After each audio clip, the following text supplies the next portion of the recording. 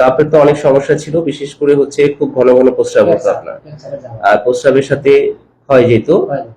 এছাড়া প্রস্রাবের সময় প্রচন্ড জ্বালাপোড়া করতো এবং হাত পায়ের তালু জ্বালাপোড়া করতো। এবং এই সমস্যাগুলো নিয়ে বা বিশেষ করে ঘন ঘন প্রস্রাব নিয়ে আপনি দীর্ঘ প্রায় 10 বছর হচ্ছে বিভিন্ন জায়গায় চিকিৎসা করছেন, খুব ভালো রেজাল্ট পান নাই। এখন আপনি কেমন আছেন?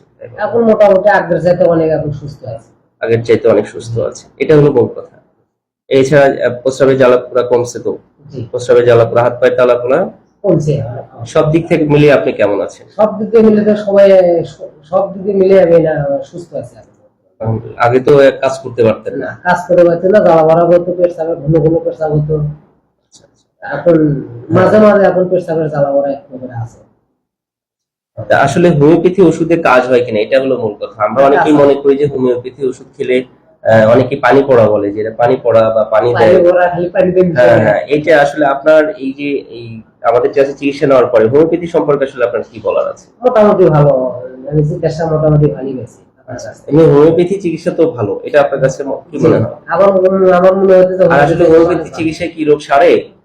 অনেকের ধারণা তো হোমিওপ্যাথি চিকিৎসাকে রোগ সারে না, রোগ সারে।